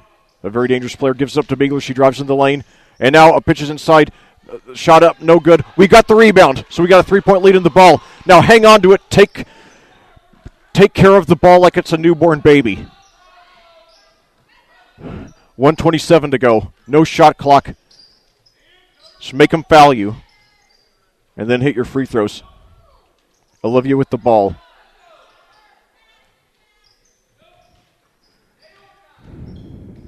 Now over to Hannah. Over to Taylor Norris, who's my sentimental favorite for MVP of this game. Over to Olivia now, 1:05 to go. Cascade with the ball, 1 minute to go. What a huge win this would be. We got it up by 3 now. Let's just make them foul you. Make them foul you. Now they're starting to swarm in on the defense. Double team Olivia. She moves around there like a snake. Oh, they got it from her. Oh, no. She wasn't paying attention. Stein drives to the basket, puts it up, and she hits it. Oh, no, that's terrible. We still have the lead with 38.3 seconds to go, but Olivia just stopped. She had a momentary lapse of thought there. Oh, no. Oh, no. And it was South Putnam who took the timeout there. But now we just got to, you can be pretty sure South Putnam is going to, press very hard. Don't do anything careless. Don't let your guard down. Pay attention. And, wow, what this would be absolutely devastating to lose this one. It should never have come to this point where it was this intense down this late in the game. I think Olivia she tried to do too much herself rather than dishing it off when she was, whenever you're double teamed or triple teamed, there's at least one player open. So we get it past midcourt. Now just make them foul you. And now they do with 31.1 seconds to go. So Olivia will be going to the line. She's got to hit both of them. We cannot have any missed free throws the rest of the game, period.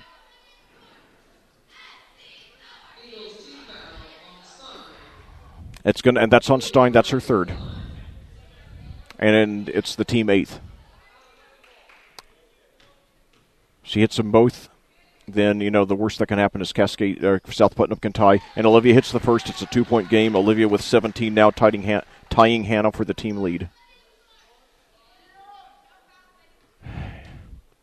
She hits this one. The worst that can happen is South Putnam ties it with a 3. She hit it. She hit them both. Olivia now with the team high 18. Stein brings it down, 27 seconds to go. Will they go for the tie or will they, they don't necessarily need to do that quite this early. Well, they're letting a lot of time run off the clock, and now they take a timeout with 19.4 seconds to go. All right. Thriller of a finish coming at you. I won't go as far as to say the game hinges on, that the season hinges on this game, but it goes a long way there. I'm tempted to say that Cascade, taking a 8-3 team who eliminated us from the sectional last year, could at least, show that we're a good team and that we can hang with one of the best teams in our class. But when you're 3-8 and, you open to the season number 10, you don't want to hear any talk about moral victories. You just want a victory, pure and simple. So now, Stein with the ball, shoots a 3 that would tie it. No good! Let's get the rebound here. And now they come away with the rebound. However, Caps takes it down. She was driving to the basket, And let's see what happened here. There was a whistle. Did they take the timeout, or was there a foul? I couldn't tell. Okay, no, they took the timeout. Wow. I don't know if Caps, thought that, she was going to try to get the easy 2 and cut it to 1, when there would have still left, about 8 seconds or so left for South Putnam to, commit the foul and hope for a miss and have time to get a game-winning shot. But, maybe that, they took the timeout because they really think that this stage in the game they just got to go for the 3 to tie it.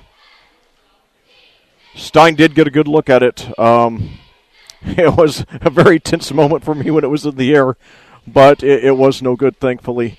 So now when we return to play, there's 10.5 seconds to go. Cascade leading 55-52. And this would be far and away our biggest win of the season, and would be a sign that the Lady Cadets are back in business. It would slay a heck of a lot of demons. And now we got a back-to-back timeout. And, I think usually the strategy here is, one team will call the timeout, and then you see how they set up, and then you call a timeout to make an adjustment. However, this is my 40th season of watching basketball, and I don't recall any team ever calling a third timeout to adjust to the adjustment. So, but anyway, so now I think it was only a 30, but yeah. So South Putnam only talked for in the huddle for about 15 seconds or so. Now Cascade coming back onto the floor. So Stein will inbounds the ball. 10.5 seconds to go. South Putnam, they can tie with the 3. Throws it into Beegler. She goes down to the baseline, puts up a 3. No good. Let's get the rebound. Yes, she got the rebound. She's fouled. 4.3 seconds to go. I couldn't tell who it was, but we love you. I think it was Trinity.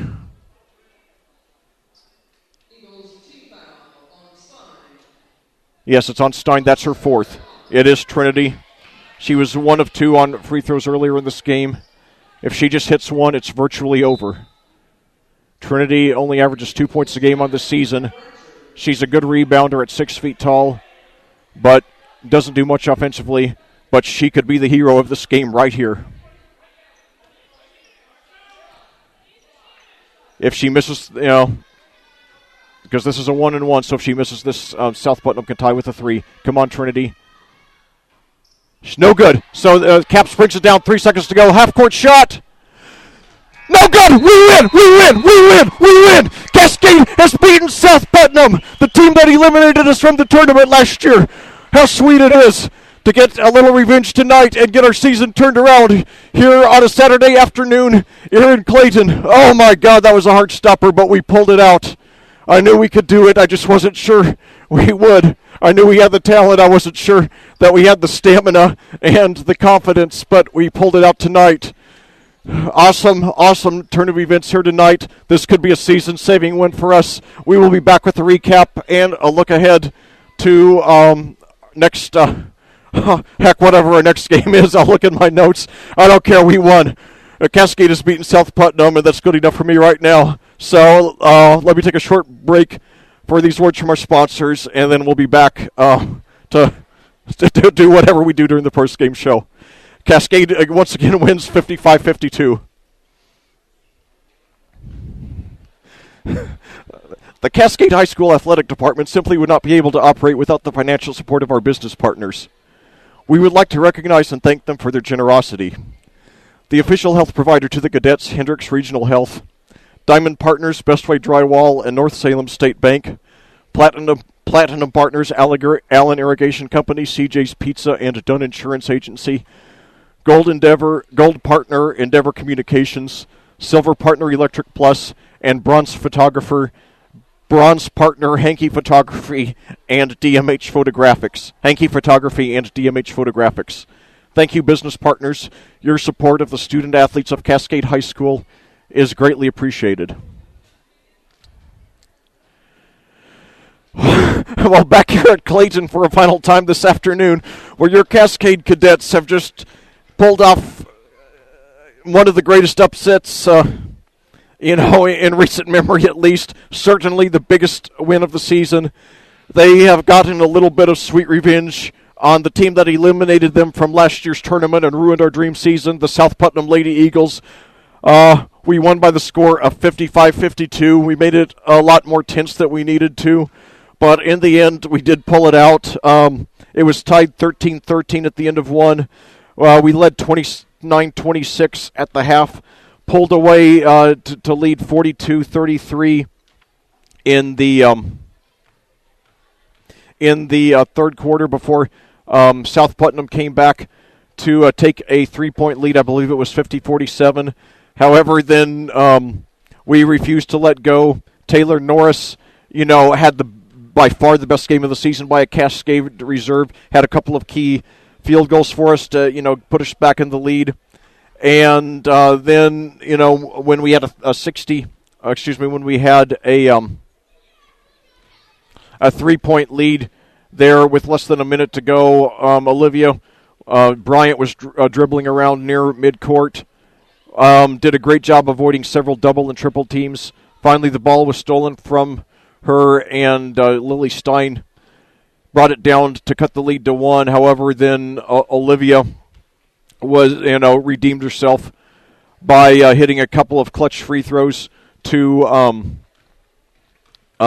push the lead back up to 3. And then first a three-pointer by Lily Stein was no good. Then on the rebound, a three-pointer by after a timeout by Miranda Biegler was no good. Trinity Hostetler got the rebound, missed the front end of a 1-and-1, but then a half-court shot by, I believe it was Caitlin Capps, was no good at the buzzer, bringing us to our final score of 55-52 and causing me to lose my mind. I went even crazier than I did when we pulled out that amazing win at Avon last season when we came back from 20 points down, and similarly won when Olivia Bryant hit 2 free throws in the final seconds, and then a three-pointer was no good at the buzzer. So anyway, I just have so much, jubilation and laughter. It's really hard for me to give a coherent thought right now, but I'll do the best I can. Start with the scoring breakdown. Just reading that off the page shouldn't be too hard for me. So Olivia Bryant, as usual, leads the way. She had 18 tonight, including 2 free throws that helped make it a 3-point lead and thus force South Putnam to go for the 3. They missed 3 attempts on 3-point field goals in the final seconds that preserved the win for us. So Olivia got 18 tonight. Hannah Rasnick had 17, second on the team in scoring as usual. But the big surprise, and this is huge, our 5'8" sophomore Taylor Norris, she averaged 3.9 points a game through our first 10 games. And I didn't tack on the total after last night. But tonight she had 13, and she a couple of major field goals down the stretch to help get us back in the lead after we went down with about 5 minutes to go. And she very well could be that third player who I thought needed to step up and be our third offensive spark. I would not be surprised to see her start the next game, or at least play a lot of heavy minutes, in these next few games to see how she does. Only a sophomore, and with 7 seniors being on this team, it will be huge if we manage to, have, basically, it would be good if we had somebody who's a non-senior to be a big contributor on this team, so that we, really won't be starting off next season with a lot of players with no or very little varsity experience. And certainly not only that the 13 points, but that she played so well down the stretch and really showed a lot of composure, especially for a sophomore. Okay, so let me start over since I got a little sidetracked there with all the extracurricular details. So scoring for Cascade: Olivia Bryant 18, Hannah Rasnick 17, Taylor Norris 13, Amelia Bryant 6, and Trinity Hostetler 1. Then for South Putnam, Lily Stein had a game high 23, Caitlin Capps 11, Lexi Van Eyhel 6, Miranda Biegler 6, Aubrey Hill 4, and Chloe Custis 2. So, in conclusion, this is a game in which Cascade really, for most of the game, they played very well. I mean, they really attacked the boards almost all night long. I don't think I remember one lapse on the board that we had all night. We had 2 or 3 lapses with ball handling. I think 1 or 2 lapses on defense, and that was about it. South Putnam, I think, felt that they could psych us out psychologically, because when I remember commentating that sectional loss last year, and I remember thinking just in the first quarter we looked rattled, like we weren't prepared for that defensive blitz they put on us, and I think they thought that the memory of that game was going to be fresh in our minds, which I'm sure it was, but I think they thought they could psych us out by really harassing us on defense. And but in the process, they themselves got a little sloppy with the ball handling. They committed probably a few more fouls than they should have, put us on the line a lot. We did, a fairly good job hitting our free throws. And then we put them in, in a point down the stretch where they had to rely on the three. And even, when you're a very good three-point shooting team, when you have to rely on the three and the other team is geared to stop it, most of the time the game is going to end badly for you, which was the case tonight. And, they had 3 3-point field goal attempts in the last 20 seconds that were no good. And that is not unusual, when a team needs a 3 to tie the game and send it into overtime. So, anyway, I remember going back 11 games ago to the season opener when we had that... I talked about, tonight, Cascade begins the search for redemption, referring to the South Putnam loss. And then, we came out with a game that we gave away to Indian Creek. Then, the Covenant Christian game in Game 2, we lost that because Olivia got in a lot of early foul trouble, 3 first-quarter fouls. Then we gave away our third home game against Decatur Central. So we opened the season with 3 home games, lost them all, 2 of them losing after leading by double figures. And then we start thinking about redeeming. I started realizing we needed to redeem ourselves from those games. Then we go on a 7-game road trip, win 3 of the last 4 after losing the first 3, come home, and then, really largely gave away last night's game to Owen Valley, granted the number 5 team in Class 3A. It wasn't so much that we lost, it's that, we lost that game for the wrong reasons because of so many silly turnovers in the second half, so that, or the second quarter, excuse me. So then when we came in today, I really didn't think we were going to do this. I had hope, but I had serious doubts, playing our second game in just about 18 hours against a team that, also played last night but got an easy win, and a team that really is in our heads. So... certainly, the road to redemption really, I won't say that we've completely redeemed ourselves yet. We have to do something big in the postseason first, but we've certainly gone a long way toward redeeming ourselves, and a lot of demons were slayed here tonight, here in Clayton, from that very painful loss that the girls have lived with for over 300 days now. And so, to our seniors last year, Bailey Walker, now at Franklin College, Michaela Collier at Goshen College, Laura Batts, and Lexi Gross, I hope you're all listening. And if you are, or even if you aren't, I hope you hear this later, because this win's for you. And I hope you're somewhere smiling. So, anyway, now things, I think, are only going to get better from here. We got the monkey off our backs. We beat South Putnam. We beat a first-class team for the first time this year. The wins over Brown County, Edgewood, and Monrovia were nice, but this is extra special. I mean, this is a season-defining win. And now, as we move ahead, we're one game left before Christmas break. And then after that, once we come back, we're only going to have about 3.5 weeks to tune up for the playoffs. This is a great game to get the season on track and get the girls some confidence, knowing that they can beat South Putnam, who is in our sectional. We very well could have another date with them in about 6 or 7 weeks here.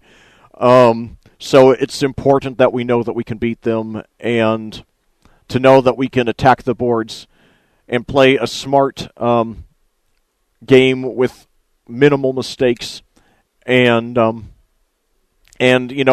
pull it out. I don't like that I'm still upset that we lost the 9-point lead, that we let South Putnam make a 12-point run on us, but we just showed so much poise and character by coming back to win this one and to come from behind under pressure. And it shows that these girls sometimes they get a little soft and complacent, but they showed tonight that they know how to get the eye of the tiger.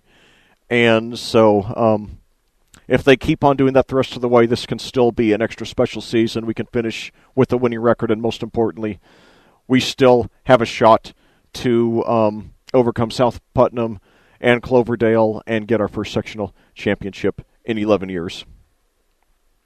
Well, looking ahead, when the Cascade schedule was first released, this was actually going to be their last game for 18 days. And what a nice memory it would be to keep for 18 days. But their opener at Greencastle, which was scheduled for Friday, November 3rd, was postponed because the Tiger Cubs football team had a home playoff game that night. So now the game is going to be played next Thursday night. And I hope you all will get out there for that one. Greencastle High School is just 16 miles west of here. And the Lady Tiger Cubs are one of the hottest teams in the state right now. They started off the season 0-3, but have gone 9-0 since, and are knocking on the door of a top 10 ranking. They don't have a dominant player, but they have a junior and senior dominated team that functions very strongly together as a unit. Their best player is 5'5" Jalen Duff, who averages 12.6 points, 4.3 assists, and 3 steals per game, leading the team in each category. 5'10" senior Rose White is also a strong contributor with 5 points and a team-high 8.5 rebounds per game. The starting lineup is rounded out with 5'5" junior Seal Stoffrigan, who averages 6.2 points and 1.8 steals per game. 5'8" junior Bailey Shuey, who averages 6 points, 4.2 rebounds, and 1.9 steals per game. And 5'11" sophomore Allison Stevens, who averages 5.2 points and 6.9 rebounds per game. So I'm glad the game was postponed because it will significantly reduce a very long gap in the schedule. Now, like I said, it would be nice to, have this, for the next 18 days as your most recent game. But last season, Cascade went 17 days between games, between playing playing South Putnam and then playing Plainfield at Plainfield in the first round of the Hendricks County basketball tournament. At the time, Plainfield was the number 18 ranked Class 4A team in the state. And the 17-day layoff really showed. We were rusty and out of sync from the long layoff, so 13 days is still a pretty long gap, but hopefully won't be quite as bad as the 18 days would have been had, the Greencastle game not been rescheduled. And finally, this is our final broadcast, not of the season, but of the year 2017. We will be back on January 2nd and 3rd, that's a Tuesday and Wednesday, down in Danville for Cascade's opening games in the Hendricks County basketball tournament. The pregame show starts at 5:45 on both days. On Tuesday the 2nd, the Cascade boys play Avon, and on the 3rd, the Cascade girls play Danville, who are contenders for the Class 3A state championship. They beat us by 22 points about 4 weeks ago, and so it would be nice to get a little sweet revenge against them tonight. Certainly, if we come within 10 points of that one, we'll do well. But certainly, the main thing that I just want to see in that game is for us to go out. If we get the win, great. But above all, don't beat ourselves. Go out and play. Just bring our A game for the whole 32 minutes. I think this was a B+ game for Cascade. We did a couple of things that made it too close for comfort, but overall, we played with the heart and determination of a champion. So for that, all of Cadet Nation's got to be immensely proud right now. And also, there are other, besides that, the boys have 2 games before Christmas break. They visit Greencastle on Tuesday, so maybe you can make 2 trips out to Greencastle next week. And then on Friday, they return home to play North Putnam. Well, this concludes our broadcast. As always, thank you so much for listening. I send all of you my very best wishes for a Merry Christmas and a Happy New Year, and I cordially invite you to tune in again on Tuesday, January 2nd, as the Cascade boys play Avon, and Wednesday, January 3rd, as the Cascade girls play Danville. Both games at Danville in the opening round of the Hendricks County basketball tournament, with the pregame show starting at 5:45 p.m. Until we meet again, for Audiosportsonline.com, this is Lec Zorn reminding you, there is a difference only you can make.